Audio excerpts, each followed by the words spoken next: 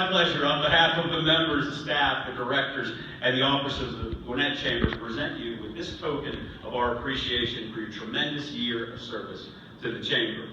This is for you. Black is inscribed. I know you're going to get it. It's all right. I got to read it, though, and I only got one eye, so. The plaque is inscribed, presented in grateful appreciation to Randy Dellinger for outstanding and dedicated leadership as chair of the organization in 2015. Thank you, my friend. Congratulations, and I will try to follow in your formidable footsteps.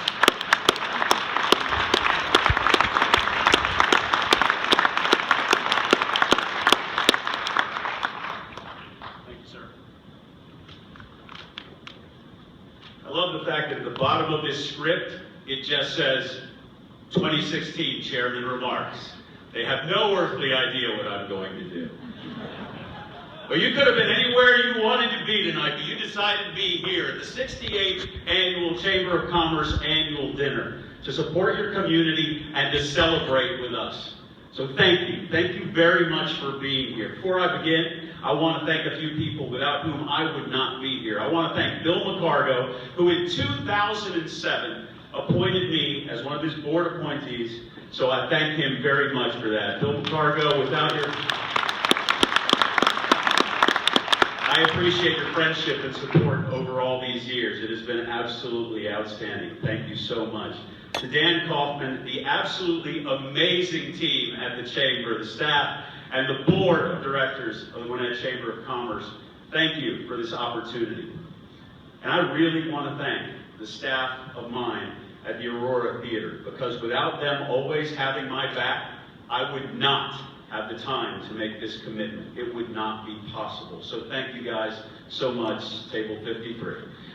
Go see them, buy them a drink. They would appreciate it. And I want to thank the three singers that were here for me tonight, Brian Walker, Deani Rodriguez, and Travis Smith. You are exceptional talents. And I love you guys dearly.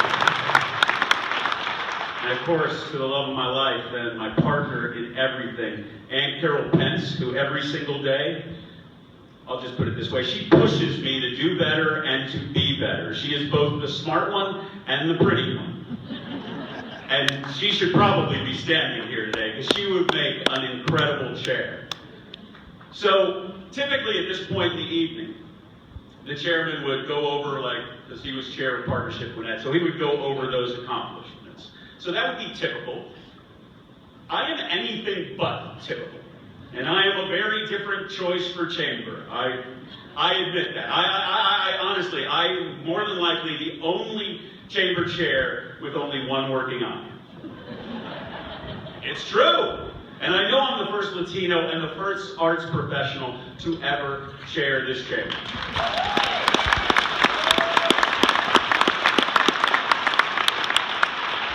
But I tell you, some of you out there going, how the heck did that happen? Brad Carr's been looking at his program for like an hour going, is this a typo? So, but different is good, right? Different is fantastic. It's exciting. No two people in this room are exactly alike. I heard it said that if there are two people that are exactly alike, one is irrelevant. So everybody is different, and it's important. And this is what I know. Our differences create opportunities that otherwise could not exist. Our differences create opportunities that otherwise could not exist. It's amazing and so powerful. Alan Rickman, the great British actor who recently passed away, who played Hans Gruber in Die Hard and Professor Snape in all of the Harry Potter movies, his quotes were floating around Facebook, and I was struck very much by one that said, we need to tell stories to each other about who we are, why we are, where we come from, and what might be possible. So how do we...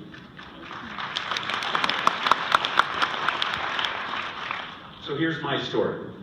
I'm an artist. I'm the son of Cuban immigrants. I chose to be in theater because it is where my different was seen as an asset. Because we need everyone in the theater. Everyone is welcome in the theater. Black, white, Asian, Latino, tall, short, thin, fat, half blind. We are welcome. And my parents emigrated from Cuba 3 years before I was born. And one of the first things they were faced with only a rudimentary understanding of the English language, was whether or not to place a glass eye into their baby boy. They chose not to, which created a whole different set of problems for their son. So I was bullied, I got into fights. They wanted to put an end to that, as you might think, right? So they were referred to an ophthalmologist that would create a cosmetic lens that would match my good eye, right? But this was like in the 70s. It wasn't a soft contact lens. It wasn't something printed.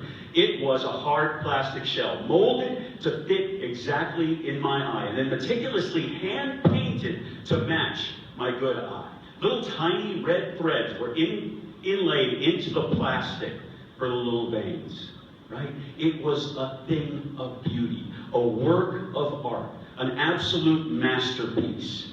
But this perfect eye could not see. It had no vision. We have vision here in Gwinnett, ladies and gentlemen. I know we do. What do I see? I see that Gwinnett is great. I saw it a lot better when it was written on a water tower, but I see that Gwinnett is great. And how do I know? Now I'll do a little bit of the typical stuff, because otherwise I'm going to get a phone call from Nick Messino saying I didn't talk about Partnership Gwinnett stuff. So it's right? You guys know him. He's not here, so I'll say whatever I want. So in 2015, Partnership Gwinnett had 22 project wins, right?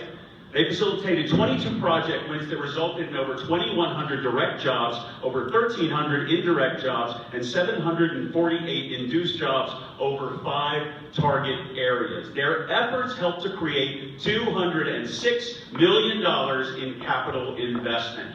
Boom! And Partnership Gwinnett is 10 years old. That is absolutely amazing. In 2015, we hired Market Street to create the third of our 5-year community and economic development studies. That's amazing that our community would support an economic development initiative for that long. So I know Gwinnett is great, but Gwinnett is much more than that. So what does it take for us to go beyond great? What is our vision for great? Because Gwinnett is creative. Gwinnett is curious. Gwinnett is inspiring. Gwinnett is resourceful. Gwinnett is so many things. I have a vision of a community that sees clearly, understands, and acts. So how do we go beyond great? I got no idea.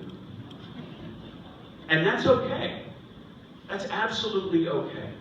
I had the pleasure of sitting on a round table for the National Endowment for the Arts, and the National Endowment Chair, Jane Chu, spoke to us, and she was asked about her life as an artist and her life in art.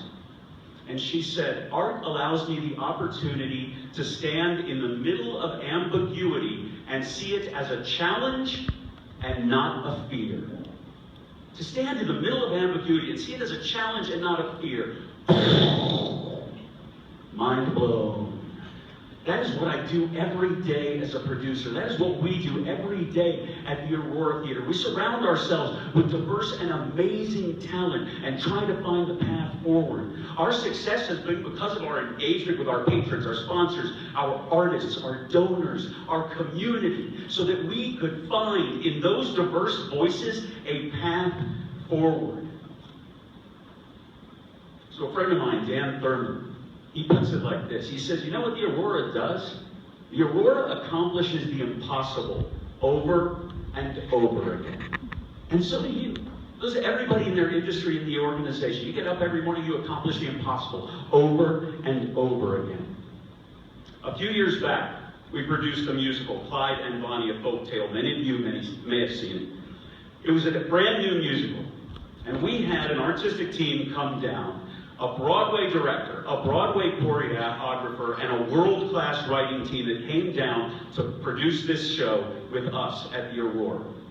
We were a little overwhelmed at that, but what we decided to do, the staff, Ann Carroll and I, we got together and we said, anything they ask, let us say yes if we can at all accommodate this. So anything they threw at us, any change, the script was changed multiple times, songs were put in, songs were taken out, dance numbers were put in. And we said yes to every costume change, everything. Our staff was absolutely at the top of their game for that show.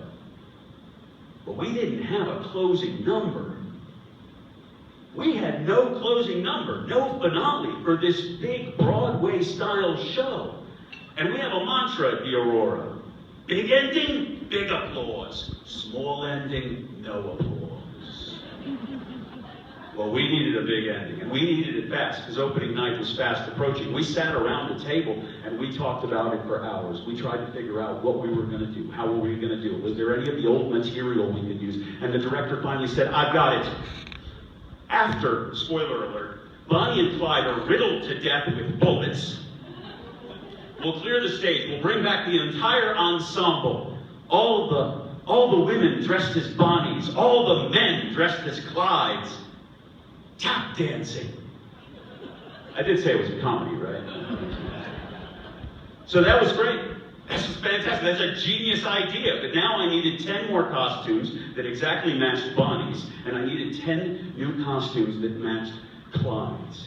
And opening night was fast approaching, and they still needed to learn a new tap number. Necessity makes it possible. Urgency makes it happen. We have the talent to go beyond great, sitting in this room.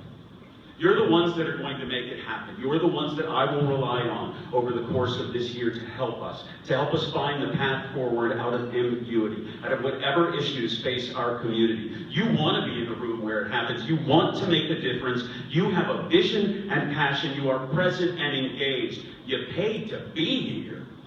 You believe in this community. I believe in this community. So what's your story? How is your difference an asset? How are you going to help Gwinnett go beyond great? Jordan, don't ever worry about putting yourself out there with your emotions. Richard did it. I do it all the time. It's honest. It's authentic. It was beautiful. Thank you.